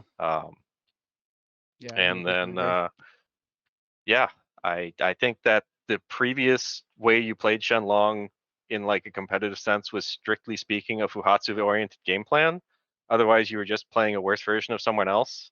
And now he's not even the best at that game plan after that game plan got trashed into the toilet. So like, that's why I would put him in D tier if not for the 4 Winds Golem, which is an amazing model. And that's the word of the Pope. That's all I have to say. So where do you put him? B or C? I would put him C tier below McCabe or Asami. Oof, below Asami. That's a I dreadful actually fate. like Asami. Like I would have pushed to put her in B tier, so that's probably coloring my analysis there. So take that as you will. I think that's reasonable, man. I agree with a lot of the stuff you're saying. When Fuhatsu got less shiny and cool to bring to the table, Like keep Shenlong in Wang mind suffered that the so whole badly. I have stat 7 chi gimmick is just McCabe's cursed objects, but with a cost added onto it. It's just McCabe's cursed objects, but with extra steps. Yeah. Dude, I That's agree with fair. you. I agree with everything you said. I used to love old Fuhatsu. It was like my favorite model ever because it was obviously absurd. And I was looking at Shenlong because I was like, well, this is just awesomer Fuhatsu. And then once that nerf came down, I was a lot less excited to look at this variant of the Master. So Yeah, I I should be totally clear that like I like Fuhatsu better as a model post nerf, but as a game plan, he's absolutely terrible. agreed. Yeah, I agree with everything you're saying, and I actually agree with the spot that he's in. I think the only other thing you could do is maybe move him behind Lynch 1, but generally there, I think, is where I would put him. I don't He's think I would probably put ahead him of Lynch behind. 1 Yeah. realistically. Yeah. Yeah, I'm fine with that. I'm fine with where he is. All right, we'll move on to Shenlong 2. I don't even know where to start with this guy. I literally don't. I've seen him played a couple times, and I don't know what he's supposed to do. The few games I watched of him, it looked like he did nothing and achieved nothing, and the crew just died, as Landon kind of talked about. And you can't kill him back as easily as Shenlong 1 can kill him back on. So maybe there's some movement tech, or he sets up his crew in a unique way that's better, but largely I just see him as just a model that's not even really feels like master tier. It just feels weak to me. I don't know, low C. I see somewhere. I'm not sure where. I really have like no way to truly evaluate this model without someone trying to convince me he does something, because watching him just feels like he watches his crew die and then he's like there. I mean, I think he does something. I think what he does is he makes it like if you're trying to take the interact action, he's really, really good at letting his crew do that and taking the interact action as much as you want. Now, my issue with that is that the current GG is not one where whoever takes the interact action more and in the right place wins. There's a lot more going on than that. There's a lot more stuff to do with positioning and your model surviving and dealing damage, and he doesn't really help with any of that. I can see him in some future hypothetical GG being just really nasty because you use your chi defensively, so you keep your crew alive, and he's just basically scooting your dudes around and they're interacting and there's not really anything you can do about it. And he can hand up butterfly jump, and so I can see that. But right now, the world we're living in, like even if he's doing his whole thing of like handing out upgrades and letting your dudes interact, it's not really going to win you the game on its own, and he doesn't do anything else. So I would say that where you have him, I know I would put him above Misaki too, because I think she's like just straight Oh, that's garbage. fair. But That's fair. but I think that he's this with an option theoretically on being much better in a future GG. So I actually put him above Shenlong 1 because this guy has a much more clear game plan to me right now than I guess Shenlong 1 will when you take it in the context of his crew and everything else. I need to play more games with him, to be honest. I've only gotten one game in with him to kind of verify some of my initial thoughts on him. But here are some like neat things that you just have to like think of forward proofing. As you said, like in GGs that are a bit more tightly knit to the chest where interacts are good, like recover evidence or plant explosives. Like if either of those come back, he's actually got like a reasonable niche to kind of fill, I think. But in the current GG, we don't really have anything like that. Most of the interact-based strategies require you to spread out, which means that expert educator just doesn't work. He also has like the Parker problem for me, where like Parker people complain that Parker 2's ability doesn't work, even though Parker 2's ability does work. But like Shenlong just actually has abilities that literally do not function because he does not change the fact that you can only concentrate once per turn like the original title does. So you just like have triggers to concentrate that just all of a sudden can't be taken because they say concentrate, not gain focus. That pisses me off a bit. But otherwise, I do think he has a niche that could be filled one day. Well, I it's don't once think per it's good activation, now. right? Not once per turn. Once per activation, I think, yes, you are correct, I think. Yeah. No, I mean you're But still the For point sure. stands, but you just yeah, said once per turn, and I just want to make sure yeah, no, people. you're right. I believe you are correct. That's once per activation for concentrate. But the point is being that he has a built-in trigger on his melee attack to concentrate that you can only declare once unless you're doing the interact shtick. And that just feels bad, especially for like a new player who might not catch that the first time around. Just have to be like interrupted to be told, by the way, your ability doesn't work, and you're like, well, fudge nuggets. Excuse me. Yeah, sorry. That's like one of the things I hate most about playing any game is that when I have to like interrupt a player to tell them that what they're doing is wrong because the rules are funny. Like I can't think of anything that would put off a player more from playing a game than those types of experiences. So like having that on model is just always like the big Yeah, oof. there is no good reason he shouldn't have that Training whatever grounds. training Yeah, does. Yeah. I don't know why he doesn't have it, but anyways, like there's that oof. There's a couple of other feel bads that you might get caught by, like if you great teacher and then put out the fermented river upgrade to a minion, they actually get negative flips instead of positive flips, which is a bad thing because they turn all positives to negatives. But you solve that simply by handing out that upgrade to a enforcer or higher. But still, like if that happens, oof. But I think he has a lot of good gimmicks that like could potentially find niche play, like being able to build in suits for any monk, like pretty neat when we got the golem and Sensei U. Being able to hand out the ability to ignore, effectively become an ungentlemanly affair man with the river upgrade to like give Sensei U stat 9 positive flips on his ranged attack, pretty good. So like I could easily see him in a better GG moving up to like B or A, but like right now he's C. Yeah. That's the complete story. Where in C would And- you have him? Like I said, I think above Shenlong 1, just because like I think he has a more easily defined game plan where if you can like scout the pool where it's like this is what's good in this pool, and I think this master does that, like you can play him. Whereas I don't really see like a defined like razor case for Shenlong 1 or any of the masters below him. Okay. My only word of the Pope. counterpoint to that, at least, quick statement, was I still think his crew dies, and unlike Shenlong 1, that model still does something after your crew dies. See, like I just think you only take a handful of the models from Monk that don't actually die, and you're okay with that, right? Yeah. Like Sensei U and Wind Golem, and you don't actually need to take like the other models anymore. I don't think, Yeah, that might be true. and that might also be true of Shenlong 1, but I think that Shenlong 1 just only has a place really as like beatstick dude, See, where Shenlong 2 is a bit more versatile. I just wished like the River's Wrath ram trigger healed the model he was drawing the line of sight through, and not just always himself. And then I think he would actually be pretty good. But yeah. I mean, I think he's. I mean, the crew doesn't need a lot of extra healing on top of Low River Monks and Low River Style. Like, I don't know. We'll see. he's got enough of that. Yeah, I mean, you can heal, you can heal the golem. You're not going to be healing a wandering river monk. Those things die. Well, that's what I'm saying. Like the monks that are going forward, that are doing your interacting, that you're sending out to, be able to take all these interact actions, are going to be the primary targets they kill. And once they kill, you can't do anything. So like, See, Yeah, but like, I mean- here's the problem with what you're saying. You're saying send out. I imagine if you're playing this guy, you're playing a very cagey pool that still requires interacts. yeah, Like, some weird, like, detonate charges, plant explosives, recover evidence type game.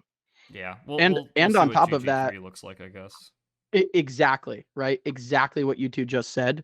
We'll see what GG3 looks like. And I think this is a perfect example of a master whose power level fluctuates with the tournament pack that's currently being distributed. And if his tricks line up really well, then he could be potentially really strong from a scheming perspective. But if they don't line up, the guy's just kind of garbo, right? Yeah, he's a master think that that's- does something. I think and that's it's where just- we all landed, basically, right? Yeah, it's a thing. It's a thing. The thing that he does is not a thing that the game is currently asking you to do. yeah. 100% agree. But the caveat of that and the flip side of that I find interesting is that when GG3 hits, collectively as a competitive community, we're going to be forced to reevaluate every master. And personally, I'm going to take the hardest look at the ones that were Garbo before and see if they flipped around, right? So I this is the one think to that's keep the interesting. biggest eye out for, I think, Yeah. for sure. I think Yeah, one I of think them, I for think sure. there are very obvious ones that could get better, like Shenlong. Whereas I don't think Mei Fang 1. Regardless of what GG3 looks like, that model's not getting better. Yeah, agree. Yeah, like I'm really interested in like Shenlong 2 and like Zip 2, especially as masters who I think could improve tremendously if GG3 is asking you to do different things. Yeah. All right. Is that all you wanted to say, Doug? Yeah, that's all I got. I think you guys covered everything. I just wanted to drop that little pebble into the, Yeah. you know. I think you're very right. And yeah, it's a very good point to make, especially on this master, especially on this one. Whereas, that's what I was saying. Like, at the moment, it doesn't feel like he does anything. But yeah, Yanlo 2. Or 1. Yanlo 1, we went over him in Rezzers. He's still very good. I'll put him below Lynch right now just because I think Lynch does something cool, unique, and I don't even, I guess it's not really unique, but I think he does something potentially a bit stronger than Yanlo when he gets to do what he wants to do. Yanlo 1, I think, is obviously always going to still have the same problem. He's good in everything he does. He's not the current best, probably, but he is still a monster. I don't know much more. Watch our Rezzer video. We go over him in more detail there, but I think he's perfectly fine in high A. Could you make an argument for S? Maybe. I don't really see it in 10 Thunders over Rezzers, but yeah. No, if we didn't put Yanlo 1 in S and Rezzers, we're not putting him in S and 10 Thunders. He's good. We all know why he's good. He doesn't change that much in between factions because his keyword is great, so he's not going to be hiring a bunch of versatiles. You can. I guess it's, he's not having access to like Grave Spirit's Touch. That matters more for Yanlo too. But yeah, I mean, Yanlo, just watch our Rezzer video. It's all still true for this guy. Sick of talking about him. All right. Well, I'm not sick about talking about Yanlo. So Yanlo 1, I actually think drops down to B tier for Thunders. He's always been better in Rezzers than he has been in Thunders. Spicy. But the thing that makes it for me like where he was better in Rezzers than he is in Thunders, especially Yanlo 1, is that in Yanlo 1 you just had the option to flex into things like Valedictorian or Sloth and just play like a far more effective game plan. The replacement for Sloth, which is Sun Xiang, just doesn't work as well on the Thunders side as far as like Yanlo 1 is concerned, because you just don't have as strong of a need for focus on Yanlo 1 as you do on Yanlo 2, especially in those early turns. And your primary beater of Zamu is pretty much doesn't care about focus. The summoning changes also just like really hurt Yanlo 1 a lot more than any other model in this faction. Like even the hard summoner Asami like doesn't care about the changes as much as Yanlo 1 did. So like, and then also the amount of card pressure that just exists in the game, I think got increased. Kenshiro helps out a little bit with that, but like he doesn't actually refill your hand. So like as far as like having hard TNs and then having hard questions asked to you, like Yanlo 1 is one of the masters where I think you could unironically get executed with your opponent like not having to try all too hard, and like you wouldn't have even had to have made a mistake because like he has a lot of guard pressures in his crew, especially with all the nerfs that have hit him. So I just don't think in Thunders he gets enough tools to kind of like make up for not having the Whisper, make up for not having Valedictorian, make up for not having Sloth to like really justify A tier to stand alongside the other A tier master. So I want to drop him down to like B below Misaki, honestly. If he's in B, he's in the top B. I don't agree with that. You know what? I actually, am I going to let Landon talk me into this? I might. I legitimately forgot you can't play Yanlo the way I play Yanlo in Rezzers. Because you're right. Without Sloth Rider, what am I doing with Yanlo 1 in 10 Thunders? It's so much more of a hit for him. Because my brain honestly was stuck on Yanlo 2, whose list doesn't change almost at all. It's just the upgrade. But for Yanlo 1, it really is the loss of Sloth, the loss of Dead or Valley. Because Asami just doesn't cut it really in most maps nowadays. As your main beater. So he gets a lot better in the context that you can't even give him unrefuted because Training Ninja is living only. So yeah. Yeah, I think you're right. I don't know if it's below Misaki. I think he used to be like A tier when you could play a Fuhatsu plan, but you can't do that anymore. Yeah. Also, the summon draw cards plan used to allow building inside of his keyword was a lot better, and both of those got hard nerfed. You're right. He definitely dropped, I think, below A because of that. Is the internet gonna come after us if we put him in B? Is that okay? I don't think so. I don't think the internet really ever hated Yanlo 1 the way I hated Yanlo 1. I mean, Yanlo 1 is still a monster in Rezzers. I think Landon brings up the greatest point, which is with You're the boxed summon into a changes, more narrow build. Yeah, with the summon changes, which allowed Keyword to be better and obviously draw more cards with his rebuild corpse. Without that working the way it used to, he's not really a master in 10 Thunders that he can still potentially be in Rezzers with Rider Sloth or Valley Sloth. Well, plus the loss of Fuhatsu, right? Like Yeah. these two things are conflating with one another and creating this less than ideal scenario for the old man. Yeah, because he no longer has the one model he can like really dedicate time to caring about and moving forward and killing things. I mean, Manos and Izamu are really his only ones now in Thunders. So, like, just to kind of put a button on it, the thing that I think you ever play Yanlo 1 for right now, and I think it'll happen a lot more frequently once people start to kind of realize like what the weaknesses of Yanlo 2 are as far as like how you build against it, is that you just like are playing a list where you are playing into a matchup where you don't want to hire 2 dogs, right? Because that's a big tax. And when you don't want to hire 2 dogs, you're probably like looking for out of keyword grabs. And unlike what Doug said earlier, Thunders actually doesn't have like the best list of versatiles or out of keyword grabs, at least not that synergize with Yanlo 1 the way that like the Rezzers choices do. Yeah, for sure. I think that's spot on. You I won me also over. think I was thinking more like, because my heart belongs to pre-nerf Fuhatsu, I was thinking that, you know, that still existed, but yeah, It I will does not. temper that statement, admittedly. I agree with what you guys are saying. I think the old man falls in the back of B. It's rough to see that and kind of sad because I like playing Yanlo, especially as a Rezzer player. But yeah, I think I he's actually either take it as a victory. I fucking hated playing Yanlo savage. so much. Like, I actually only picked him up in GG1 because I was still mad about how good he was after his first set of nerfs.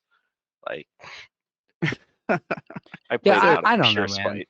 If you're putting him in B, I'd just put him higher, just because he does have Yeah, this like. I'll put him above Misaki. Yeah, he's still like, he doesn't have this versatility in his hiring, but he still just is a complete beast on the board when he's got his ascensions active. He still has an extremely strong hiring pool. He's a much stronger hiring pool than either of the other two people in B. And especially that matters a lot, given that, as we've said, the out of keyword and versatile hires in 10 Thunders are like not that impressive.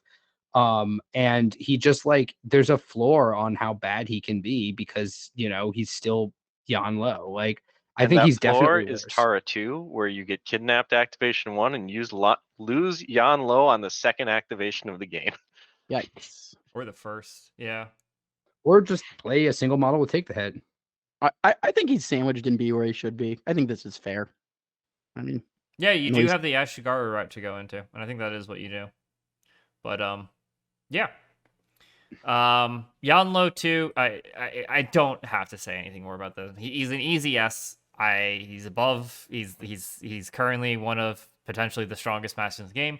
Landon's right. The only true counters are the masters who are very able easily to kill the dogs. I think if you can't do that, you're just hoping that they play him wrong and misposition Yanlo 2. And that's possible, and it happens, and you can lose the game off of it, but realistically, it's pretty hard. You have a lot of fixes to it if your dogs can't die, and most of the time they can't die.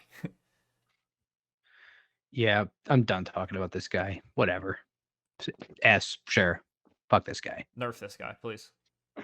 I unironically still think this guy is fine. I think he's like a 56% win rate master, but like a really consistent 56%. But like, I think if this is the top, I'm okay with where the top is as far as like Yanlo 2.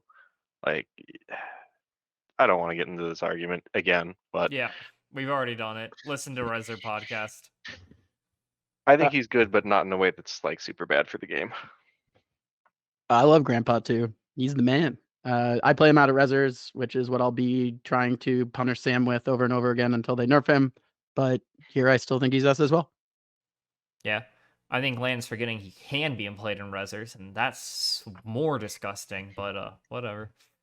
Whatever. Let's go talk about my most hated master in the game.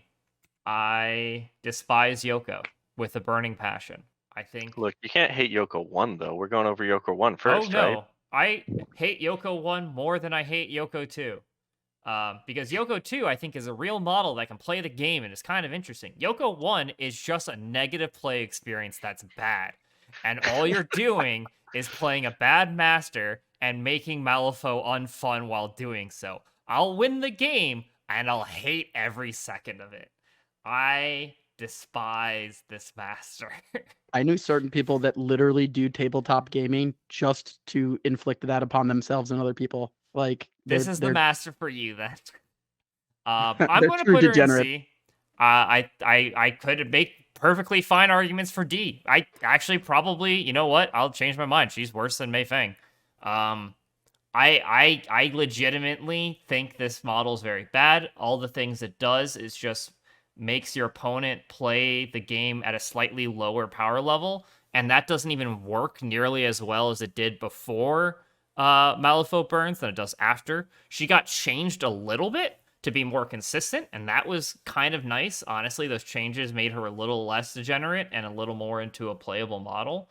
That being said, it's still quite bad, I think, because it doesn't really advance her own game plan, and her keyword is weirdly good bad, in such a way that it doesn't feel like it meshes well together, at all. And I really do think it's just such a negative play. Hey, there's experience. nothing. I mean, there's nothing wrong with her keyword. It's weird that it only has 3 models in it, but Yeah. Well. But yeah, that's Yeah. that's her. That's Youko. She's I think ugh. D is kind of harsh, but I would put her in C probably between Lynch and Shenlong. I think that I really appreciate that Weird keeps doing these cool masters that like aren't really trying to kill things and are instead trying to play this more like controlling game and debilitate people with conditions and control their activations. The problem is that I think they have a hard time balancing those, so you end up with models like Colette that basically just like your opponent just can't play the game against her properly because she just has so many layered defenses. They can't really take her out, and she can be anywhere on the board, and she has a lot of ability to disrupt. Or like Youko, who, as you said, like when Yoko is firing on all cylinders, what's happening is your opponent is like 10% worse at playing the game, and then they just kill her because she has to be real close to do all her stuff. So yeah, I think C's fine. I think that like she when her sort of theoretical ceiling is a very disrupted opponent, but the problem it's like when you play Magic, when you're playing a control deck in Magic, the problem is you can't counter every single spell your opponent casts, so you have to figure out what you can let through and like what stuff will actually kill you if you let it through. And with Yoko, you can't stop them from doing everything, and if you let the wrong thing through, it's very easy to just like lose a bunch of models, including your master, and then not win the game anymore because your crew's dead. Bill's great, but who's better at hiring Bill is Hinamatsu. Not even wrong. That's actually pretty wrong. But this is actually a case where I'm going to say it's just the wrong GG for her. Like, I actually kind of like this model. It's just that when she finally got changed, it became a GG that I don't think she plays particularly well. I think she actually plays reasonably well in like center brawl oriented pools where like the points are in your crew, not behind your crew or in front of your crew, like recover evidence. To the point where like the thing that she's actually really good at is, to Longson's point, an incredible negative play experience, but it's draining your opponent's hand and then throwing up challenge. You have 3 sources of challenge in the crew if you take the 2 upgrades, and you have it on models like Kunoichi who have disguised that get really annoying to hit, or like Bill who can just throw it 8 inches and then go charge across the board somewhere else. In between that and like silent control, your opponent just like has a lot of really bad choices to the point where like they might get 3 activations in a turn while Yoko's alive, and then the last 5 activations of their turn are just going to not do anything. So they have to like figure out what that's going to be. Like I think she's definitely C tier. I don't think I would ever put her in D tier because I think what she can do is like worth respecting. Like silent control is just such a good ability. The things that keep her down is that she doesn't have strong ways to reposition her. Like if 10 Thunders had a rider, I'd actually think she'd be pretty good, but like we still don't. Don't try and tell me Yasunori is A model or B a rider, because he's neither of those things. But like the things that do annoy me about her is that after the terracotta change, she doesn't have a way to make pass tokens like her title does. Riddles in the Dark is actually okay. It's not the best thing on her card. The best thing on her card actually usually ends up just being the walk action because you need to fucking get somewhere, um, which sounds weird. That's the sign of a great master. But like when she is in the shit, like using silent control, she has a very effective plan. And so I think if the GGs shake out to like one where you don't have to walk quite so much to your opponent's half, like she's perfectly content to stay back or like in the right amount of space to use riddles and just like try and ruin games. But yeah, you'll never play this model if you ever want to make friends. Like just don't do that. She's not going to make you any friends. He's played this model like 5 times against me. You know what they say? Whoever takes the most walk actions wins. Yeah. That's what they say. They say that. Who is they, Sam? Is they you? Lucius 1 players. Yeah, there's just one Just one player. player. Dude, I think she's a bad control master. That's my take on this. I hope that like Shenlong 2, there's a revitalization of like usability for her in GG3. But my take on her currently is that she's effectively an unimpressive control option.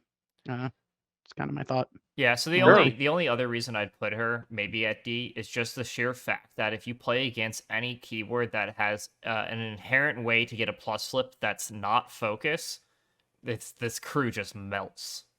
I don't agree with that. I don't know. Youko might melt, but this crew does not melt. Like Yoko's the only one that actually relies on an egg flip defense. Sure, but when she dies, the crew kind of becomes a lot worse. The reason that you would not potentially be quite so fussed about that is just the challenge stuff that I was talking about before, but that all requires a little bit to go off. So Yeah. there's that too. And now she doesn't have the pass tokens to try to just own you with 6 pass tokens. Thank God. I'll miss that. Because that was hilariously stupid, and I don't want to talk about it because it's gone. So Youko 2.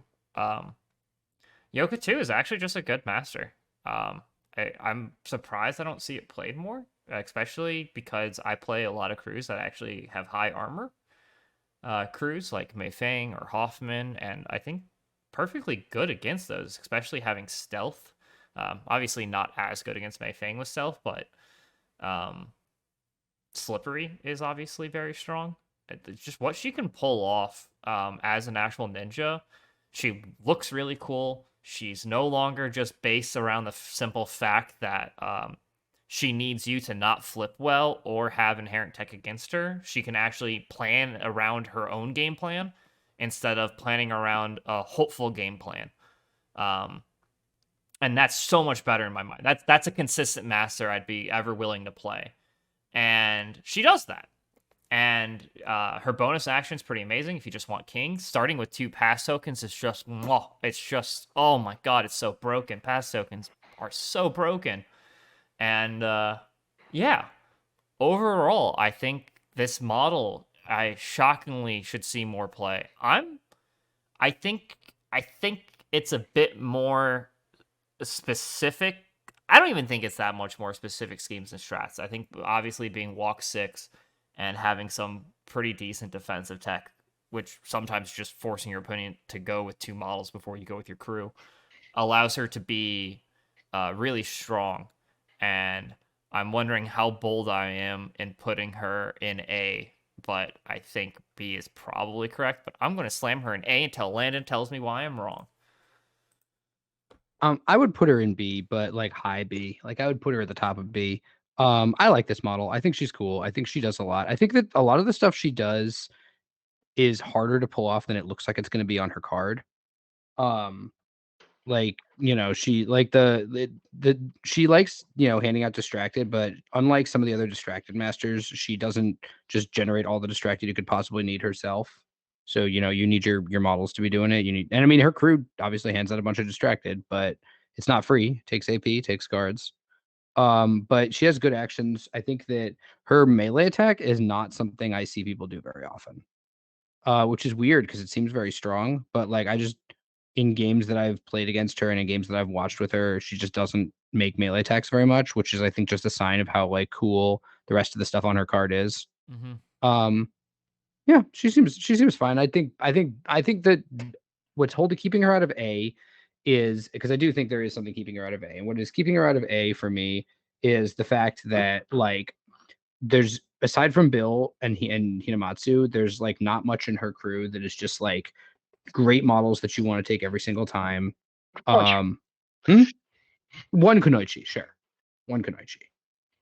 I like him better in Lynch though, because that combo is ridiculous. But yeah, I mean, I just think that like, she has there is stuff that she's not good at, but she's pretty tough. Like she's pretty durable between stealth and slippery. Like it's very hard to sort of lay hands on her. Which means that she can be very disruptive because she doesn't have to worry about hanging back. When you were saying I had to talk you out of placing her somewhere, Longton, I thought you were going to put her in S. Like, honestly, I could argue myself there, but Yeah. A is where I was going to originally put her. To your point, pass tokens are really good, and the reason why I probably just dropped Asami as a master as a whole is because Youko 2 just plays like I played Asami 1, but like with 2 pass tokens for free. I like to say this a lot, that out of activation movement is like the best thing in this game. And she does it for one of the lowest TNs I've ever seen on a model for a 4 as a tactical action. So you don't have to worry about like concealment or any of that jazz. The fact that you can only push the same model once per activation is a little sad, but you get the bonus of having like some gravy tacked on with some really good triggers and the willpower 13 duel for distracted that comes up sometimes. But like, part of my lament about where Malifaux Burns went as like a game for me is just how ridiculously consistent like good crews got. And Youko 2 is an example of a crew that got ridiculously consistent. You said one Kunoichi, but like sometimes I'll take 2. I always take at least 1 though, because you can only have so many turns where you cheat like 4 to 5 13s at your opponent before they just want to quit. And gather or information broker and a Kunoichi just definitely gets you there. Like towards the end of the turn, after you've passed out and you've pushed your models where they need to go, and your opponent just has no say left in the turn, like they actually have no say left in the turn because you'll have like a stat 6 attack, you'll have like 3 fucking 13s to do whatever the hell you want, and you just play the game. And so long as you know where the black joker is, literally nothing your opponent does short of flipping a red will stop your game plan. And that just happens so many turn ones that like you lose 1 in every 50 games or something if you hit the right matchup, right? So like if you're playing Youko in the appropriate spaces, I don't think you lose. And for that reason, I think she's definitely at least A. I don't think I could ever be talked down to B. Like, What do you think she's the top of A then? It's that's a possible great just because she's question. more consistent than Lynch. Yeah, right? usually I look at like what my opponent's playing and just decide based on that if I'm playing Lynch or Youko, right? And sometimes I flip flop on which one I want right now. But like those are the 2 go-to masters I play right now. I either play Lynch or I play Youko just because they're ridiculously consistent in their terms of output and card advantage and just like being able to form a game plan that your opponent doesn't have say in. So like I honestly played them more than I play Yanlo too. And Honestly, like Yanlo 2 is just a little bit better because he's a little bit better at scoring his points. But these 2 masters just play the rest of the game so well that I think they're honestly bad for the game. if Fuhatsu didn't get nerfed, or if 10 Thunders ever picks up like another really solid like henchman beater, I mean, being able to alpha with 2 pass tokens is So just good. ridiculous. Like I can't. I mean, you already stress. get like usually 3 to 4 activations at the very end if you cheat for initiative, which you should. You have a Kunoichi and information broker. Like, Yeah. It's ridiculous the guaranteed card advantage you're going to have over your opponent, as well as potential 3 activations in a row over an opponent. Like it's I really realistically, the only on thing certain deployments, it's more like 4 because like their last activation will be on a half of the board that you no longer care about. yeah, I cannot I would easily put her in S if at all if there was a better alpha delivery model in 10 Thunders than they currently have, which is honestly none. And that's the only reason I think Youko is kind of balanced. And Yeah, you guys have is sold good. me on it. I think A. Like you just can't be bad if you have 2 pass tokens, and then a I stat think- 7 attack. That's potential min 4. I think you put Almost her at never the min top 4, of but A you know. based on everything we're saying from a consistency standpoint. Yeah, I sure. think the fact Yeah, she also just has a lot of weird incidental tech against a lot of things that are good. Like this model is one of the reasons why I don't think Karai 2 is quite as good, right? It's like that she just deal like, oops, I'm in the keyword with Charm Warders, or like you just also randomly take a lot of Ruthless in your list already. So it's like, oh, you're playing Terrifying, cool, I guess. I don't care about that. You have the upgrades, you just turn off triggers for trigger-based crews. Like you just like have a game plan. You're not even taking this keyword so that you tech. You just randomly counter a bunch of shit too, which is always great. Gather intel can target yourself, which is Yeah, stupid. Get around disguised. So you can get around disguise. You can get around. You can use her as a detonate dropper. Just Like leave engagement. Yeah, the fact that she also just scores detonate really well with 2 pass tokens and a way to drop schemes without interacting is really nice. yeah, the only way I can't talk myself into S on this model is Thunders really doesn't have that key model that I think if this was literally if this master was in any other faction, I think it'd be like almost an easy S. I mean, I think like the combination of Bill Fuhatsu Hina is enough for me to be like, I have good models to alpha with. Oh, for Yeah, sure. Bill's a turn is great alpha. crazy. Like, if you've got a bunch of pass tokens and a bunch of severes because you've been, tools for the jobbing and information brokering, like, yeah, Bill's great. Bill will make a mess. It's just I still think they need one better. I mean, model. if we had Valedictorian, yeah, right? exactly. Like if you had holy Valley, shit. you had Dead Rider, you had. No, I get you. We don't have broken Reser models. I mean, like, we'd have to be playing Resers for that. Peacekeeper, I think would be amazing. Yeah, if we had any good versatile models like all of these models we just talked about, then, it'd be in a better spot. Yeah, But it's already in a really good spot. yeah, and relying on Bill is definitely not bad. so we kind of agreed top of A. I think that's fair, Yeah, right? Yeah. Okay. Well, that's interesting, actually. In my mind, I guess before we started talking, she would have never been in front of Lynch 2.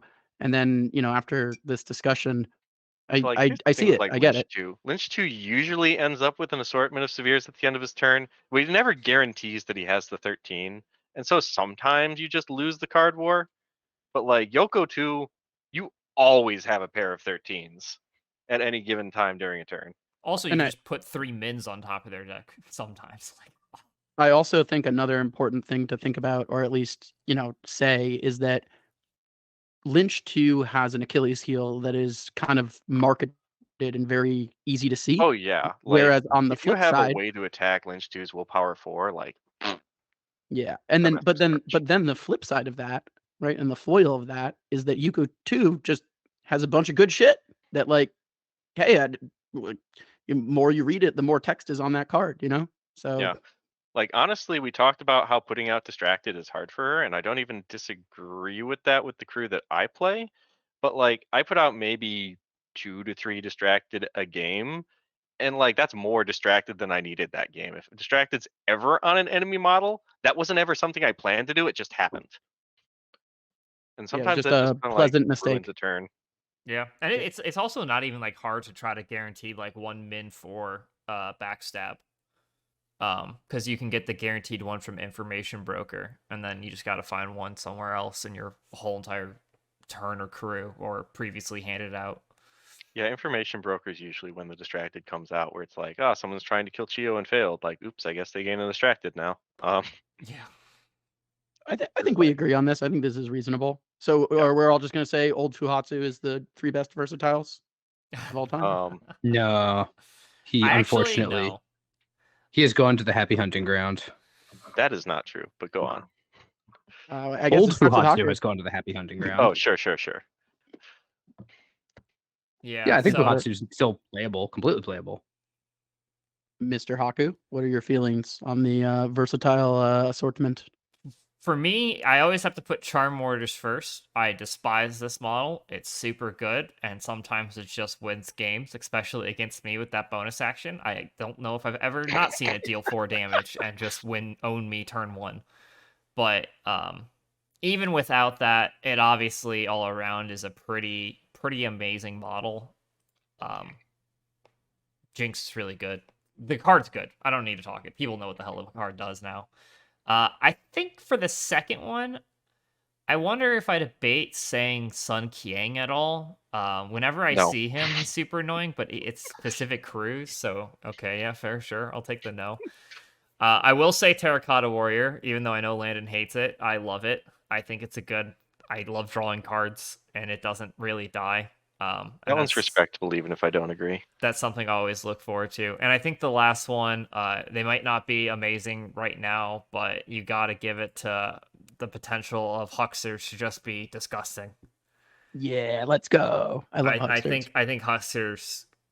While sure they're not great in GG2, they're still pretty good in certain pools and can just be disgusting in certain pools. And I would not be surprised at all if we shift away from a kill meta to just having them be like GG1 or 0 again, where they're just disgusting models again. So I don't like Hucksters because we're specifically talking about out of keyword hires, and when they don't have McCabe's TN reduction, there's actually like a real card cost for Secret Passage, because what they need like 7, 8? 8. It's a pretty significant card. I think my 3 would be Bill, because he's Bill. He's great. He's extremely durable. He's extremely killy. He punishes people. He doesn't really need that many resources out of your hand to punish people. Charm Mortars, for pretty much the reasons you said. They have a lot of really cool tech. It's also funny when you could just sort of blow up someone's totem on the first activation. And I think I had a third one. I think the third one is, hang on. Oh, Kitty Dumont. Kitty Dumont's cool. She's extremely maneuverable. She makes the rest of your crew more maneuverable. She can scheme. She doesn't need a lot of cards to do her thing. Yeah, Kitty seems great. I've certainly lost a game or two to Kitty Dumont. Oh, right. Sun got nerfed. That's why he's no longer a good versatile model. You can't do the stupid thing anymore. Right. Yes. I was trying to remember. Not only that, but he also doesn't hand out focus out of keyword anymore. Yeah, I was trying to remember, like, why is he? What was why the is stupid Landon thing so he hard did? on him?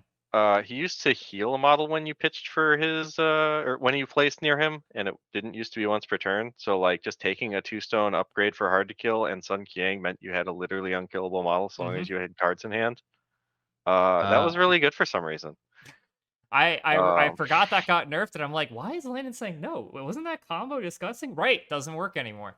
Yeah, it doesn't exist anymore. That'd be why. I'm actually really sad Sam went in front of me, because he kind of like took the models that I was going to say that I thought was going to be like an uncommon choice. But for me, 1 is Kitty, 2 is Bill, 3 is Fuhatsu. Like I just build so many lists around that core these days.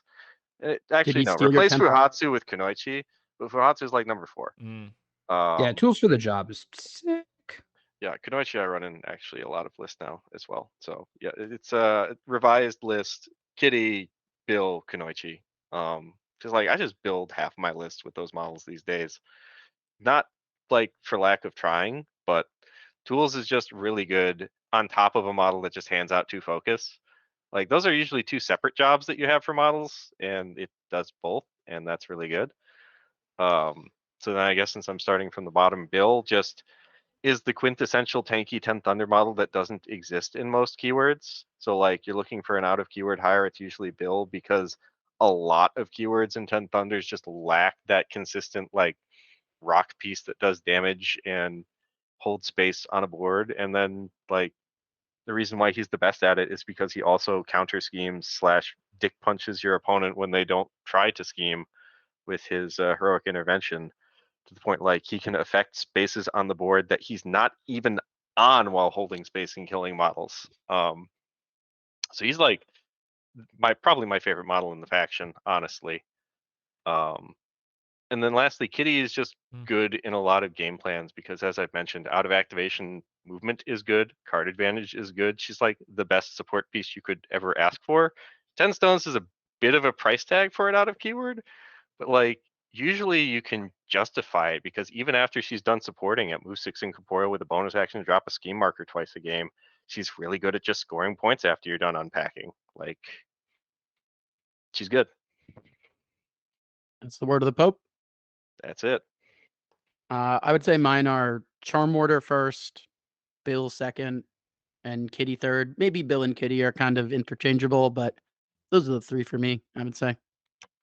I just want to point out, now that we've all picked our models, that every single one of us included a Qian Gong model in our list somewhere.